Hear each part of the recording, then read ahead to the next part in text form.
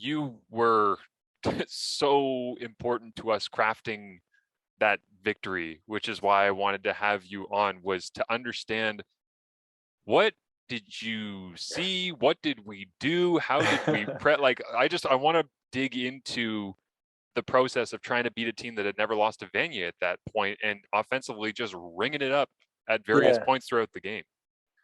Well, I think the first thing that comes to mind is the challenge that we had with the two, like, flying to Moncton and then turning around 2 days later and flying to Vancouver was difficult from a prep point, because up to that point, you've got your routine in place.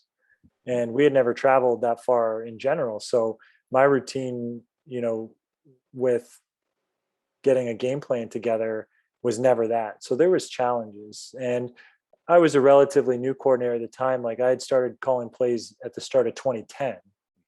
So your first year was kind of the first time that I was full-time play caller under Steph at Max. So that was a challenge in itself. And then, the first thing you do is put the film on, and you're just going, oh my gosh. A front seven that I think probably had 4 CFLers, if not 5, at Laval, and looking at it going, what do we do? Because one of the things we had Kyle, and people remember us spreading it out and stuff, but as you know, we ran the ball against both Acadia and Western the 2 weeks prior very, very effectively. And so, the conditions and all that, we're saying we were kind of morphing into a bit of a 50-50 team, whereas our memories, I think, tell us that we were a spread it out, chuck it around team the whole year. But we had a pretty consistent ground game once you throw Kyle's numbers into the mix. But looking at that Laval film was rather overwhelming. I mean, 2 guys obviously that popped off the page were Gascon Nadon and Plessius for them, playing rush end and Sam linebacker. So we had the first thing I like to do is look at personnel. And, when we haven't seen a team, especially, that's what the first thing is, who's who. And we knew who they were just by their names, a lot of them. And it was daunting. It wasn't that, yeah, it's funny because you would present us these pieces of paper every week throughout the regular season. It would be, here are the players, here's their last name, position, height, weight, and like one little thing background would be like, okay, this guy's got great coverage skills, or hey, if we can get him in man, we'll attack him or whatever. And I don't remember specifically the meaning of the Laval handout, but I just imagine that it was probably you just going, yeah, really good. Future CFLer. Yeah, future CFLer. This guy's massive. That we probably can't move him, so we're gonna have to figure something out. Like, it's down the list. It would have been tough to be like, that's the dog, and this is the guy that we're gonna attack. Yeah, and actually, that that's the terminology I think we used back at the time, was the term dog. No disrespect at all, but that's kind of my background is basketball. That's where that term came from, and there wasn't one. You're right. And so when we were going into it, I thought, I usually sat down with Steph really early in the week and kind of laid out what I thought. And my conclusions were that we weren't going to be able to run the ball. And so, usually you get in the playoff situation and you say, you gotta be able to run the ball, control the clock, all that kind of stuff. And I get that. And I guess it makes sense, but I didn't want to try to run on first down a lot and then be stuck on 2nd and 9 when they can do whatever they want. So when I met with Steph early in the week, I still remember saying, I don't think we're going to be able to run the ball, and I don't want to try. Like, let's not spend all this time trying to scheme up these crafty run plays and all this that might not work anyways, which just takes away practice time from what we could be doing and honing what we ultimately were pretty good at. So I don't know if you remember, by day 2 of practice out there. So I think we had two practice days at UBC and 1 in the Dome. Yeah. By day 2 of practice, we weren't even doing inside run. I was going to say, I remember scrapping that period, and I was like, and as the guy who was running essentially like scout team stuff, I think I might've still been running down and doing something because Laval was going to pound it with stretch run and stuff like that. But I remember looking at the other end of the field as I'm doing inside and being like, huh, okay. So we had split. Remember, we split that period. We would do usually like 15 minutes of, say, inside run, and then we'd carve out a few reps at the end for their most popular blitzes. And then by Thursday, we had flipped it. So on just Thursday, we would do BPU. And that's on top, obviously, of the time the O-line and back spend on their own, whether it's in specials periods or in indie periods or whatever. But by day 2, we actually just stopped running the ball in practice. Yeah. Because we had the game plan runs we wanted, which I guess we can talk about after that. They did work. Yeah. So I think we did enough, but we just said, let's protect against their core blitzes that they had shown. And I didn't think when we were doing that we would drop back. I think we dropped back to shoot over 60 times. Is that what it was, eh? Well, Kyle, I think, was 36 of 50 something, but then anytime he scrambled is still a drop back. Yeah. So I would guess over 60 times. I didn't think that would be the case, but it ended up being a pretty smart decision because we didn't outthink ourselves on the ground. And what I mean by that is, again, we didn't try to scheme up some stuff that maybe didn't work. We had what we did really well. We were a really good zone running team because Chris Pizzetta was a really good zone runner. And we did a few zones to keep them honest, I think. And then a couple of junkie runs, right? We scored on a draw. Yeah. We scored on a draw. Our second touchdown in the second quarter was on a draw. The one Pez scored. Yeah. We scored on a fake jet counter. Well, yeah, okay. I was gonna say, was Parasini's one of those like 44 where we showed jet and then you pulled like a backside guard and led through? So we went trips to the boundary to get them running, and he shows the jet sweep. And back in, remember 2012 though, not a lot of teams are running jet sweeps. And you were picking that up, I remember, after, like, because we started doing the pop pass type stuff around the next year we started doing the pop because pass. We saw Clemson, I think, was that year where they blew somebody out in a bowl game. No, West Virginia blew out Clemson. Oh, okay, that's what it was. Yeah. So wow, the Pat White. That is a long time ago. To think that Clemson would get blown up by West Virginia tells you how long ago we're talking here. But so we started the pop pass the next year, but there still weren't a lot of teams doing jet sweeps a ton. Yeah. And it was a pretty good staple for us. Mike DeCroce on his Parasini, they had probably a couple hundred yards rushing throughout the season on that stuff. So one of the game plan runs that we had decided was we're going to show trips to the boundary, bring Parasini across as the 3 strong. And the guard pulled, and then our 2 to the field pulled. So Babs actually pulled and let him through the hole. Yeah. And we had Big Bear Matsul as Why would you do that to Babs, John? Why would you put him in the hole? Well, he didn't hit anyone anyway.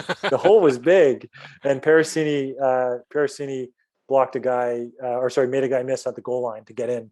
That was our last touchdown of regulation. But we actually ran that play in the first quarter on like 2nd and 5. And, I think my thought was our MO is we're going to run jet sweep when we need a play. And so I called it, and I still remember Steph.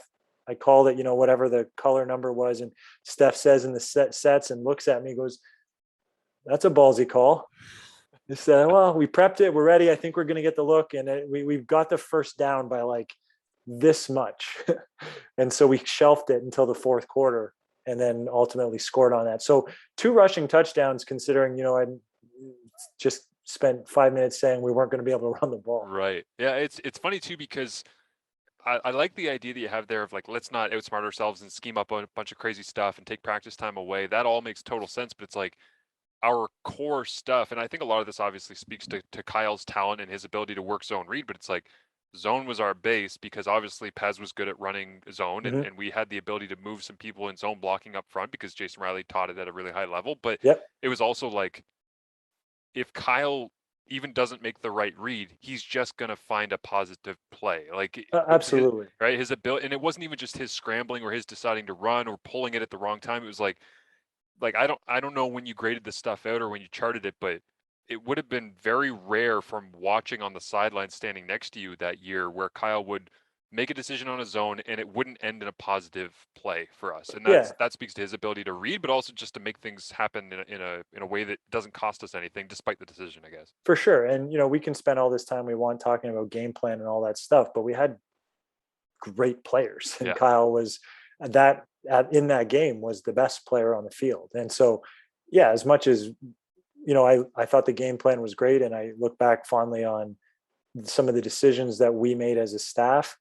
Um, we had great players make great plays. There was arguably some of our guys played their best game that day, and that speaks to beyond coaching. That speaks to their preparation and their mental toughness and a lot of things.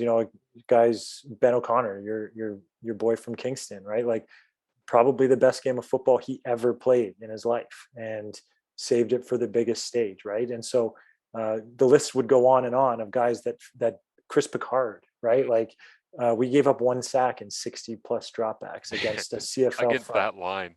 Yeah, and so like names that just will pop into my head and guys that just played incredible. That stands out for me too. So the best game plan in the world doesn't matter if you don't have the players that can execute it and that buy into it as well. And I think that we had both, and the players and the buy-in, especially during that playoff run. Yeah, so well said. I do want to ask you something that I did ask Patacic when I talked to him about the week leading up, which is like I'm obsessive about my preparation now in broadcasting, because I feel like there were various points when I was playing where it was like, wow, I had no idea what I was doing, and I wasn't prepping hard enough, and I wasn't doing the right research, and I wasn't watching enough film. So I'm just making up for lost time. The Yeah. reason I bring that up is that like I feel like I'm never, it doesn't matter if every single inch of my play-by-play card is filled with stats and facts and info. I'm never happy with my prep. Did you ever reach a point in the week leading up to that Vanier in 2011 where you're like, you know what, we've done a good job.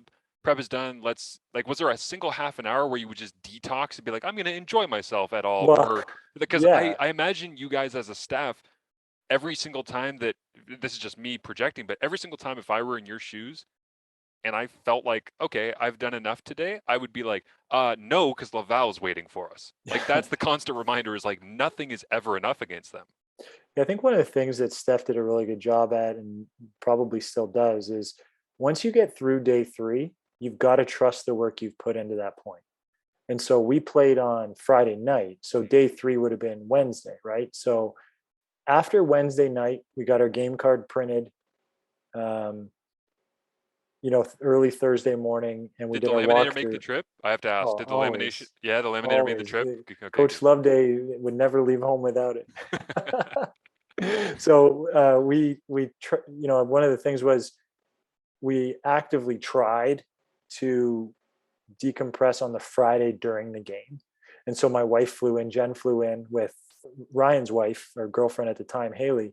And so we were sitting around at like 9 a.m. and we're like, what are we going to do till 7 p.m. kickoff? So we're like, let's go to Up Grouse. Yeah. And so that was really the only time, because they had just flown in late the night before. So it's not like we had family or anything there. So when we left, I think, when did we fly out? Sunday, I think, like, or early Monday. Yeah. It was quite a trip, right? So from between Monday and the Thursday walkthrough time, it was pretty dedicated. But as mentioned earlier, the routine thing was huge. So you kind of feel like, well, we got to meet with the players. But like, I kind of pulled myself back a few times. Like, well, if this was Wednesday morning and I was in my office at, the Braley Center, would I be meeting with Marsh and Kyle right now? No, they'd be trusting me to get stuff done for practice, and we'd meet later today.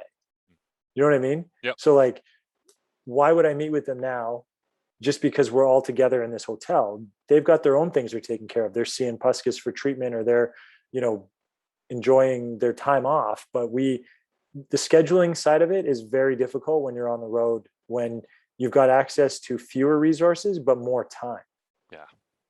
And the resources you do have are, at that time, were our assistant coaches, who, as you know, they're not full-time coaches. So they were there eager as can be, but which is great because we had more hands on deck, but change of routine, like, so having, the guys there to want to watch film or script practice or whatever, that's all well and great, but we needed to make sure it made sense in the bigger picture. And that was, full credit to Steph for being able to kind of pull back and make a schedule that worked for everyone. I got to tell you, the amount of treatment I got that week, John, was, I mean, it was brutal. Like Pusky was all over me. He's like, "Listen, man, you got to get in here, okay? Like all these fake punts that you're running through the playoffs are really wearing you down." And so it was a grind, but I got through it, 1 for 1 in that Vanier. I often think about that, and I actually I'll ask you this just because I didn't ask P about it, but like I shank that first punt. Like, oh God, I shank it. All part of the ruse. I'm in there because Crapinia's been out. I didn't even like to me Crapina dressing. I was like weird, like shadow game guys. Like I'm told I'm going to be punting the whole game. I'm like, the hell's this guy doing? Getting a uniform, whatever. And then I shanked the first punt so bad, I don't think anything of it. I'm like, well, that wasn't great, but also I don't it's remember fine. it being that bad. Oh, I do. I haven't even rewatched the game, and I feel like it was worse than the global Japanese punter for the Argos. If anybody was watching Week 16 in the CFL, he it came off his foot, and he acted like it went 70 and it went 20, and that was how it felt for me that day. But anyways, that happens. The next punt is the fake, and then P runs over to me after and just says, "You're good, Crapinia's in." And I'm like, "Oh, that's what this was about." Yes, it was. I thought you knew that. I was like The plan kind of was, on I the think, inside, but not really. right. So you're like a fall guy. Yeah, exactly. Yeah. I thought I was under the impression the whole time, as I look up your stats for the Oh God. punting, um, I was under the impression the whole time that we were going to fake the second punt. Really? And so in order for that to work, you had to be in there for the first one. Right. And so I was under the impression, yeah, Tyler's fine. We just have to, like I said, it's part of the ruse. Yeah, the idea to have it scripted. I don't know if I've really heard of people scripting a fake, like regardless of field position, but it just turned out perfect, right? Like where we ended up in the flow of the game and we needed a little extra juice in that spot. And it was like, yeah, sure, get after it, man. Yeah. And it worked. And then it played out to the point where it was like mission accomplished, move on, Tyler's in, good, let's go. Yeah. And it worked. And like you say, like at that point, it was, I think, still a 0-0 game. So, we were playing even on the field position game, and we needed to play. Mhm. And it takes some stones to call that. I think we were in our own territory. We were like on the 40-ish coming out, Yeah. right? It was like, is this going to work? Because it worked against Western in the Yates, right? It worked the week before in against Queens. Like we had been dialing up fakes, and I was just like, kind of in the back of my head, I'm like, at some point this is going to stop working. Yeah. And we ran out of time before we ran out of fakes, which is good. Yes, yeah, absolutely. If we would have gone to the Intercontinental Championship, I think we probably would have we would have tried to fake and it wouldn't have worked out. But thankfully, we were just good enough in those spots. But I want to ask you, in the middle of the game, John, was there anything that jumped out that really had to change once the bullets were flying? Like in the flow of things where whether it's something that you had scripted, you thought you were going to rely on, something that you trusted from your preparation, then you got in game and you're like, yeah, you know what? And it's not even necessarily shutting down a certain concept, but just saying the way we thought of this is not the way that we're going to be able to do it the rest of the game. Well, truthfully, we ran so many plays in the first half that at halftime, Your call sheet. I remember looking at it, and typically what I do is I put a little dot when I call something, Yeah. so that I can see, okay, if there's 8 dots here, it's like, oh man, how many times can we run this thing? I know it well. It's the Jon Behie pull the marker out, dot, back into the marker, back into the pocket. Yeah, or on the lanyard at the time. There you go. Yeah. So if there's something with 0 dots, it's like, maybe we need to call that, just as it's a visual reminder, and I've always kind of done that. So when I looked at halftime and I'm looking at the dots, I was like, oh my gosh, we have used up a ton of our core stuff. We had used, our hooks game. We had used our receiver screen game. We had used nothing vertical really, but we had used a lot of stuff. Our junkie runs, we had used the draw. We had used the play to score to Jimmy early. So the play card, I actually pulled it out last week because someone was asking me, what it looked like. And so I pulled it out. Just a wristband. I have like a miniature version. Yeah. There was nothing on it compared to like a couple of years later. And I'm just like, is this like, do what you do and do it well? Because we did not have more than 25 plays on there. Really? Like, it was tiny. I should have grabbed it. I have it Oh right man, upstairs. I'm sure I have it too. I saved every play card you ever gave me. Like I'm sure I got it somewhere sitting It's around. That would be There was amazing. nothing on there. Like, I look back and I'm like, how did we win a Vanier with this? But then it's like, the things we did so well. And, it's sort of something I got to keep reminding myself of, as a coach. It's like, it doesn't have to be complicated, Mhm. And so for us, that's a long-winded way for me to say, like, at halftime, I'm like, how are we going to keep churning out first downs when they've seen all this stuff before? You know what I mean? Yeah. And unfortunately, we gave them 2 touchdowns, really. Like, Yeah. I mean, they earned it, don't get me wrong, but like, offensively, we threw a pick 6 and we gave up a punt return touchdown. So I think lost in a lot of this, like, high scoring octane offense, is the fact that our defense played so well. like gave up, like, what, 2 of the touchdowns they didn't give up. And, we were loaded on D, of course. Yeah. But I was a little concerned with the sheer number of plays that we had run that I was hoping to rely on in the second half. So that was definitely a concern. Yeah. So, and as you're talking about that, the first thing that comes to my mind is Babs with the number of catches he has in the game. Yeah. And I'm wondering, like, how many of those, just roughly off the top of your head, it was 13, was it, that he had? I think so. Yeah. Yeah. And we're talking about Robert Babick, for those of you who didn't play on the 2011 McMaster Marauders. And so Babs has these 13 catches in a Vanier. 12 for 135. I just had the box. Wow, 12 for 135. That's pretty sweet. But he has that. And how many of those would have just been on him basically running like hooks and sliding behind Will linebackers in the boundary? And like, did we not basically invent hook and slide by accident in that game? Yes, it was organic. Yeah. And so explain hook and slide to people, because this was amazing, and we turned it into an actual part of our offense when I became starter in 2013. Yeah. So for people that aren't inside here, that was very inside. Yeah. Extremely niche conversation that we're just having on a microphone. That's fine. That's right. So we ran, and everyone runs a version of it, is all hooks. Yeah. If the defenders are up, the hooks get converted to goes. There's rules built in, and I think the rules built in are what makes it a good play and turns it into a great play. But what happened was, we called it, and at the time we called it Henry. So Robert Babick runs his hook. As he runs his hook, the Will linebacker flies out underneath it. So Kyle wants to throw to him because it's the right read, but sees that the Will's going to undercut it and potentially pick it off. So he pumps it, and Babs is just kind of standing there and goes, oh, shifts to his left like 3 yards, and Kyle hits him. So we ended up building it into our offensive terminology, hook and slide behind the guy, not in front, because if you slide in front, he'll get hands on. So you kind of duck behind him out of his line of sight. And that kind of happened. And there's a great angle of it from the TSN Skycam or whatever. And I think that was a 19-yard gain in the first quarter, kind of how it happened by accident. But remember, Babs had a couple of one of the concepts we installed, because our game plan was attack the edges. So edges for us would be numbers to sideline, and then 40 yards as far as Kyle could throw, kind of in a semicircle all the way around to the other hash and outside. So we really weren't trying to attack the middle of the field all that much early.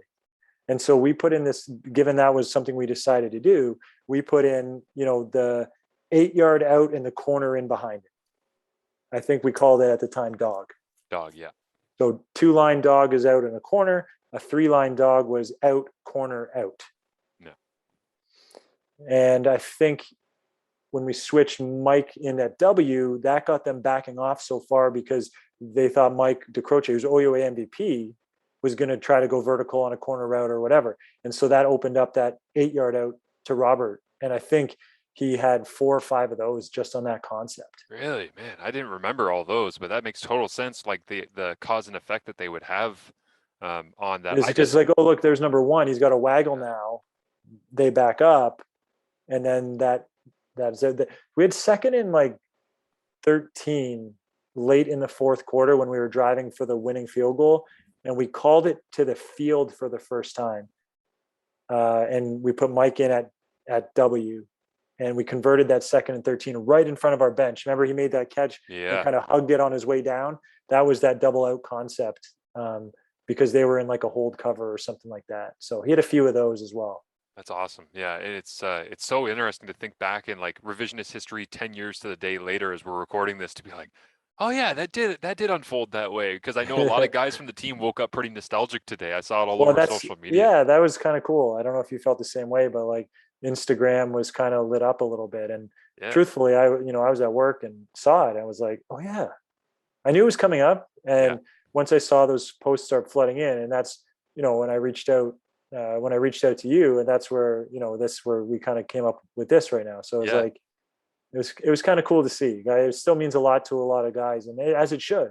And that was really quite cool. Yeah, absolutely. And it's funny because thinking about how things just came together naturally with that group, the hook and slide stuff, I remember on the sidelines, basically before we had even really seen it from that great, spider cam view over the top Yeah, of from TSN, basically saying like, "Hey, Babs, what was that thing that you did on that? Yeah, whatever that thing was, just like do it again if they yeah. give it." And it was just If like he we didn't expands, yeah, we didn't even know what to call it. We didn't know how to yeah. describe it, but that was kind of the magic of that game was just like, "Hey, do that thing." And everybody's like, "Got it." And it was like on the same page even though it was like Yeah, indescribable, right? I think that speaks a lot to just how close you guys were as athletes, as student athletes, and how a lot were just on the same wavelength. You know, Obviously, I was responsible for the offense, but I know that those guys on defense were super tight as well. And um, one of the things that I remember, and I thought about today too, is you remember the pregame meeting the night before the game? Yeah. So game's Friday. We said we Thursday night we met in the ballroom at the hotel or whatever, and just the offense. We were meeting. We went through all of the plays on the card, make sure everyone's good. And All at that point, 25. yeah, exactly. It didn't take long. And then after that ended, it was going to be like, actually, that's wrong. That was wrong. We did all the walkthrough stuff as QBs, and when we got together as a whole offense, everyone was like expecting chalk talk, last reminders, and I remember we Right. just we just set up the chairs in a circle and we just talked. And I don't think anybody talked about a single X's or O. And the reason I remember it is because a lot of the food was on the outside of the door, and some of the wives were there, the coaches' wives and stuff. And when people came out, we're like, look, there was guys that were crying, Yeah. and it was like, what happened in there? It's like, it's nothing, it's good, because everyone was just, it just meant so much and felt like we had been through so much, and it was a veteran team. There was a real sense that you know, when we recruited all of you guys, and you remember the message that we recruited you, and I know I was very involved in your recruitment Mhm. a lot, and it was like we're trying to build something really special, and you guys bought into that and believed it and made it to be so. And so when it came down to the pregame meeting, I felt like we didn't need to do any more football. We needed to remind ourselves why we're all here, and it ended up being a pretty cool part of it because guys just spoke about what that season meant in overcoming adversity and coming together as not just a team but maybe even more than that, right? And like it was just a really unique uh sort of circumstance. And that's when I told all you guys that Jen was pregnant and she hadn't Oh told her yeah. family yet. I do remember that. That's just because we're all sitting there and like serious, like kind of vibing to like, okay, it's go time, let's go. And John's just like, yeah, and also this, and we're like, hey, whoa, all Yeah. right, cool, all right. But you guys are too young to like at the time. You're like, oh, that's cool, I guess. But like, Right. and then it was like, oh, right. I guess we're not going to talk about football in this meeting because I truly felt like we were prepared. Like Yeah. we had a pretty good week of practice. Our game plan was airtight. I'd met with you guys. You guys knew what was up. I knew that the other positional guys were on the point. And so what else? What else is there to say, right? Like it became about more than that, and that was sort of the point of it all, right? The way that I remember that meeting is that and like I'm somebody who has been to leadership camps in high school and has been on student council and you know what I mean? And like has done therapy sessions with sports psychologists and stuff like that. And there's a lot of moments in those setups where you're like, you hear somebody say something emotional and you're like, all right, like I get it. Like I'm trying to buy in on this, but like I don't really connect with it, whatever. Like I'm here, I'm trying, I'm putting the effort in and whatever. I remember that meeting like not ever thinking that any of it was BS. Like Mhm. there was no filter and there was never a moment where I thought, yeah, I don't really connect with this or this isn't really interesting. And it wasn't that people were just like gushing emotionally and bawling and saying like, you know, I'll never forget this. This is the greatest ride of my life. But Yeah. it was people being real and you could Yes. feel the realness of that Yeah. moment. And it's why we were so well connected when it came to game day. Like John, you and I don't know if you remember this, but you and I on the bus ride to the actual BC place that we were playing Jeopardy Yeah. like on Well, my phone, and that was just like us being idiots because we're you know, just like, and well, let's shoot the shit because we're ready, so let's just hang out. Coach Mike Warner, who was helping out with the O line at the time, he had gotten the first iPhone that had Siri on it at the Oh, time, so great. and so we all of us were like mind blown by Who is this. she? What Why? is How she did? doing in there? So like, but I think there. So as much as we understood the, the grandness that was the Vanier Cup, and we didn't know how big the crowd would be or whatever, and yeah, it's Laval. I think we knew we were ready. Like we're going to give it our shot. No one really expected us to win. I think we expected to win, but we knew that, and it was like, so why you know do this fake stressed out stuff when we were prepared? Like excited, yes; nervous, no. Yeah, yeah, totally. And it definitely sticks with you all the way through. I want to ask you one more X's and O's type question here, Sure. just because we get to the back end of the game, and all of a sudden it's, hey, we've used all these plays, and the play sheet, you know, the call sheet's got a lot of dots on it, and and it's just like you get into fourth quarter, you get into overtime, you get into double overtime, and obviously the pressure ratchets up with every single call that you're making throughout the game. But you're not going to reinvent your call sheet at that point. So by the No. time you get to your the fourth quarter and you've called these 60 plus dropbacks, I imagine that your call sheet's just like dot dot dot dot dot. And at that point, you're just like, well, we've used everything, so let's just keep going with whatever we like. Is that fair, or were there things where you were like, we might have the actually saved one or two things? the toughest one, I think, was that second and quite long where we couldn't. It's documented.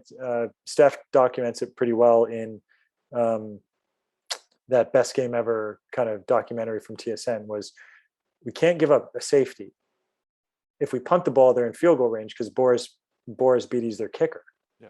So what do we call on second and, like, I think it was 13 or 14, and that was the hardest one. I was like, all we have left was a man zone concept, levels win, right? Man on the field, zone to the boundary. We protected the hell out of it, and we hadn't called that yet. So that I said, it's all I got, because I have structure the card like first and 10, second and medium, and second and long. It was like that's the only one that didn't have a dot beside it. Oh I was wow. like, so I like the call. It's safe whether we get a man or a zone concept on defense. And it didn't work out the way we wanted because it was zone, but they dropped 9 into coverage. And so we got protected really well, really great protection. And that was the Ben O'Connor catch. Yeah. And that was the one where, you know, I, I always, I hate to be the downer on it, but there was a pass interference call on the play that the TV never caught it because they zoomed in on Ben, and they missed Murray, the referee, actually call the penalty. And we obviously declined it, but Right. it was very clearly interference. Yeah. And how did that not get called? People always say, I can't believe it. And I said, well, it did. Yeah. But it didn't matter. Like, it doesn't take away from the incredible catch. And that to me was the hardest play call. And then, we drive down, we start overtime. We got the ball first. And at that point, it was like, okay, we're in field goal range. We just can't lose yards. And so we ran a little receiver screen to Mike DeCroce on first down. I think he got 7 or 8. It's like, okay, great. Now we're for sure in range to at least put 3 on the board. What do we do? So we went play action with a little like boot, and that's where we hit Cheese on the backside drag. Yeah. Kyle kind of just stopped and popped instead of continuing the roll. He just stopped and threw. And so that was just a 2-play drive. So at that point, it was like, okay, we don't need to come up with a ton of stuff. And then when they started with the ball the second time, we got the pick. And so now we're instantly in field goal range. So the second overtime, we ran the ball twice. Now we were aided, and this is one that I don't know if really popped on the television or if you remember. Laval had too many men on the field. Oh wow. And that gave us a free 10 yards to get even closer. See, in the RSEQ, that happens all the time, and nobody throws a flag, so they probably just thought they could get away with it. But well, actually, Steph and I talked about that after the game. They actually had too many men on the field penalties, and that doesn't happen at Laval, right? Like you're talking about as professional an organization as we have in youth sports, formerly CIS. And so what we talked about was they must have been really trying to match up with us. And true. And so from an offensive standpoint, I thought, we must have done something right, because they had shifted personnel a lot. Plessius started as a Sam, but we had a 180-pound receiver lined up on, Matt Persini, a little scat, kind of came in as a running back. Yeah. Well, by the end of the game, Plessius is at will, and they brought a DB down to play Sam. And so had they not prepped that all week, if you don't prep it all week, it's very hard to kind of play catch up. And I think they were mixing in a 30 front versus a 40 front, and that wasn't who they were on film, at least. And so it looked like they were a little bit discombobulated. And maybe that's obviously like maroon colored lenses for me, but in overtime, those were the easier calls, because it was a 2-play drive, and then run the ball, too many men, run the ball, kick the field goal. And so those were easy, easy. Obviously, as we're handing off the ball going zone, you're like, don't fumble. Were you instructed? Like, was it, because I forget, I haven't watched back the game in forever, but was it zone under center, or were you calling it out? Okay, I was going to say, because one was under center. I think one was gun. Because I wonder if you would have communicated like, hey, do it from the gun, but please God, hand it off. Like, well, we gave him one of these. Remember? Okay, bomber backside. Yeah. So when you give that call, it's a give auto. So there was no reads going on there. Okay. So it was straight give and let Chris get downhill, get what you can, try to center the ball a little bit, as you know, right? And so we actually on 3 run plays that gained like 3 yards combined, but the 10-yard penalty on top, we're on the 21-yard line or something like that. And so Tyler actually kicked it out the back, right? That thing went all the way up. So with that in mind, that penalty was huge, because maybe the ball doesn't get out the back otherwise. I don't know, right? But he made it anyways. But the single would have won it. Yeah, that's so true. By the way, Levels win. You saved that the entire game, man. If I was playing quarterback, you would have burned that on the first drive, because that was my go-to. Like, there were times when in 13-14 where I'm starting and I'm just like standing there after an inside run for a gain of 1 in the fourth quarter, and I'm looking at my play band. I'm going, "Give me red 7, John. Give me red 7. This is what I want." You know what? Even still, we run a version of it now at Waterloo, and our quarterbacks like it. It's a QB friendly concept. Oh, good. Man zone beater, right? We actually scored 3 weeks prior against Queens on that concept to put them away, and then I want to say the next year against Calgary, we might have scored on it too in 2012. So we had a lot of success with that play, actually. You know why I like that play? Because it made me feel smarter than I was. Because you basically can't be wrong as long as you have a pair of eyes that work properly and can see where the Sam linebacker is. And it also makes you feel like you're a sexy big arm quarterback when you throw a skinny post and you're like, oh, I saw the free safety come down. I can sling this thing 45, 50 yards. Yeah. And then you're like, that ball went 30 yards. It didn't actually travel that far. You just made the right read. Congrats. Yeah. But more often times than not, that thing would hit on zone, and there'd be that nice big pocket out on that, that weak side. And that was what I thought would happen, because Laval was mixing in a bit of cover 3, but they dropped so many guys into those holes. And I mean, like I got to say it again, like, this is a really good defense, right? Right. Like, no one did anything on them all year. And so they knew what they were doing. And so they dropped right to that spot. And, we had the protection. And then Kyle got out. He went front side, backside, front side, which we always said never go back. Never go back. But he went back and made a heck of a throw. And Ben obviously made like an incredible catch. So It's so great that like Kyle breaks the rules and doesn't get punished for it. Ben like does just these obscenely strange things and gets rewarded for them. I'm like, what a great play. What yeah, just the combination of it all is fantastic. yeah, it's funny when you dive into it, and if you actually sat down, you're like, well, you talked about it earlier. Well, we ran a hook and slide thing for 19 yards. That wasn't coaches. That Right. was players making plays, and that's ultimately what it comes down to. But I want to believe, and I saw a lot of the posts today were like talking about what a great combination it was of a close locker room, coaches that we were a close group to you guys as well, and then just tried to put you in the right spots and stay out of the way, because we knew we had something pretty special. And so, I was messaging Kyle today, and it was always like, what do you like here? Because there's a picture of me and him, and it was loud, right? So I'm Yeah. like whispering into his helmet, what do you like here? And anytime I asked him that, he Everything. would look at me and say, I like it all. Yeah. I remember that Like, too. well, like that doesn't help. That doesn't help me at all. It's one of the, I mean, there's so many great things about being around Kyle, being a backup to Kyle, working with you and Kyle. But I remember as a young quarterback, like really trying to understand football at a high level and being around you guys. And I'm like learning so much. And in game, there's all these little lessons. And I actually took like a life lesson away from that because it's burned into my memory of him saying, I like it all, where it's like, just that perspective on life of just being able to be like, you know what, whatever you give me, I'm going to make the best of it. And I'm just going to Yeah. try and I like everything. So just throw something at me and I'm going to use it to my advantage. It's like, I Yeah. love that so much. And he always thought, he always had said, like, we've run everything. So I'm good with it all because we've prepped it all. Yeah. But if you start giving me stuff that we didn't practice, then I won't be good at it.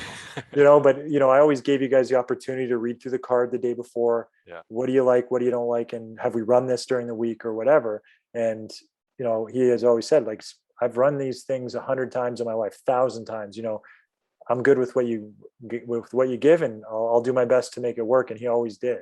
I was such a loser though. You're like, hey, what do you like on the card? And I'm like looking at Kyle's. I'm like, yeah, me too.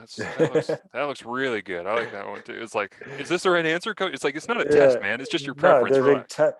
tell me what you like to call. And Yeah. because that's one of the things that I always believe too, is like, if there is something that you don't like as a quarterback, not only am I not going to call it, I'm not going to have it on the card. Yeah. Because like, it doesn't matter if I like it. I mean, you played for me for 5 years. Like, if Well, I you don't. remember a distinct memory of playing against Carleton where I had the inability to throw a crossing route, like a mesh route essentially, and I Mhm. threw an interception to a low-lying linebacker because I sailed it because I was just inaccurate on a crossing route. And I came to the sideline and I was just like pissed off. I didn't say anything, but I was pissed off. And you came over and you're like, what can I do to help? And I said, you know I can't throw crossers. I'm bad at throwing crossers. I've been bad at throwing crossers this game. I'm not good at this season. And you just stopped me and you're like, stop. It's done. It's gone. And you just went scratch and just walked Yeah. away from me. And in that moment as an athlete, I'm like, oh shit, that feels good. Okay, it's off the card. All right, we're Yeah, good. we don't need to fight about this. Like, I was like getting all aggressive about it, and you're like, relax, man. It's fine. It's done.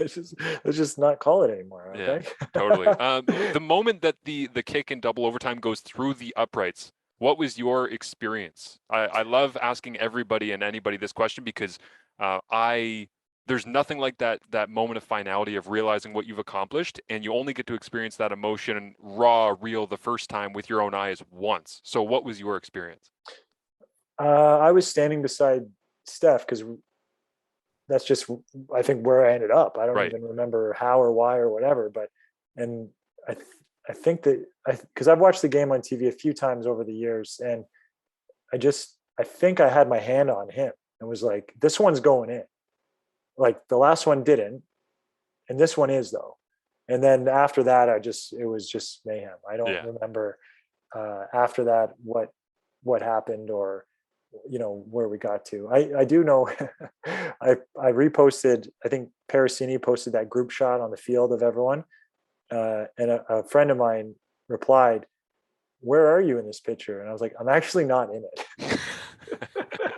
I'm not in it because someone's wife came down. They were letting the wives down on the field, and my wife wasn't there. And I was like, well, what's up? And then she was like over getting hassled by security, not letting her on. And I was like, oh, I got to go deal with this. And while I was going to get Jen on the field, they took this photo And so I'm not in it. And so it's like, I know it's up in the McMaster locker room and it's all over the place. And yeah, I'm just not in it. That's all right. You were doing I the have a, valiant thing. You were doing the well, yeah. And, I didn't need to be in the photo to know I was there, yeah, like, uh, actually funny story is at work the other day, I said, he got into teaching as a second career. And this guy I was telling, oh, what'd you do before? I said, I worked at McMaster, in athletics or whatever. And he said, oh, the best football game I ever saw, 2011. Or I said, yeah, I know. I was there. And he was like, oh my gosh, you were there. And he goes, I said, yeah, I was on the sideline. How did you get on the sideline for the game? It's like, well, I was calling the plays. And he was like, oh my God. So I actually, I he wanted to see the ring. So I brought it in just the other day to show him. And nice. it was so cool because, you know, I think maybe guys like us that were in it, maybe take it for granted. I think I've taken that ring out of the box less than 10 times. Yeah, same. But he sees it, takes it out, looks at everything, wants me, what is this? What is this? And took a picture of him holding it and sent it to a friend because they watched it together. And I was like, that's really cool. That we were able, like we as like from a coaching standpoint, and then you guys as from playing standpoint, you were able to give that to people and it did matter, Yeah. like it mattered to a lot of people. And I think sometimes we get trapped in this U Sports CIS, not a lot of people watching, whatever, but there are, and it does matter. And I think that's an important thing to always remember is like, for what you do with promoting football at the grassroots level and, coaching and players, like there's a lot of people that this means a lot to. Yeah, I love that. And for me, I'm the same with the ring. The most memorable thing I've ever done with it was when I coached sports fitness school, which is a rite of passage for all McMaster student athletes. When I was a coach, I actually, John, I did an interview the other day with some kids from Ryerson, and at the end, one of them goes, "You coached me at sports fitness school." I'm like, "And you're in university." Okay, good. I'm old now. Yeah, excellent. Oh God. But so I at sports fitness school was coaching the football class and a couple of other different things. And And running oh trails. yeah, just running 6K through Coots Paradise every day, and just like chasing 12-year-olds who are running 10 times faster than you. Yeah. It was like, hey, Jeremy, who runs professionally cross country, like maybe don't come to sports fitness school. It seems like you should be somewhere else. Find a different camp. Yeah, exactly. But anyway, so I remember promising it to all of the kids that were in my class, in my group. Hey, if you're really good, if we do X, Y, and Z throughout the next 4 days, on Friday, I'll bring in, the big shiny ring because they would say, oh, do you play football? Yeah, yeah. And I would say, I'll bring it in, and I would. And it's same thing as the guy you're talking about at work, where it's like, it's the coolest feeling to just see little kids like being so careful with it because they think it's worth like $10 million because of the way it looks and Yeah. the sentimental value of it. And they're so careful and they care about it so much. And it's like, yeah, that sent a message. And that was just a learning tool for me to be able to use with these kids to try and teach them some lessons throughout the week, right? It was like there's the work that you put in, and then there's the reward, and then like, here, let me tell you about this great team that I played on where all these people were so close, and here's why Yeah. we had success. It wasn't because we were faster or smarter, it was because we cared about each other, right? And that's that was a great kind of teaching tool for me in that spot. But the last one that I'll ask you here, Yeah. John, is this is the other question I love asking people about this game and really about championships is the first 24 hours, nobody could wipe the smile off of their face. Like anywhere that you went, everybody had a beer in hand and was just like ear to ear. What is a memory or a story or something that you remember from that first night? It could, I mean, I got a billion of them. I'm sure you do too. One of my first ones is sitting on the bus to get out of BC Place after we've won and everybody's tired and we can't believe what we just did. Opening up my phone, seeing Twitter and seeing a tweet from Robert Babick, who just had 12 catches for 120 or whatever, saying, sitting next to a Laval guy getting P tested, ... awkward. And I just remember laughing, thinking, what a ridiculous existence this is to be like, I didn't know why the bus was waiting. It turns out it's for Babs. I found it on Twitter. And in 2011, finding out what was happening with your friend via social media was wild. Yeah. That's Bab's a cutting edge. Yeah, he was way ahead of his time. So And so, I somehow got my hand on the official box score. The officials come by and hand it to the coach's room, and I had it. And while we were waiting, I do remember looking at the box score on the bus and flipping the page, going, "Oh my God!" So we had like 700 yards of offense. I was like, that's not like that doesn't happen against anybody, let alone Laval. And so that was cool. And so I remember a couple of the guys that were there waiting to uh, reading it to them, and seeing Kyle's numbers and like the receiving numbers. Like, I think we had 5 receivers with 5 catches.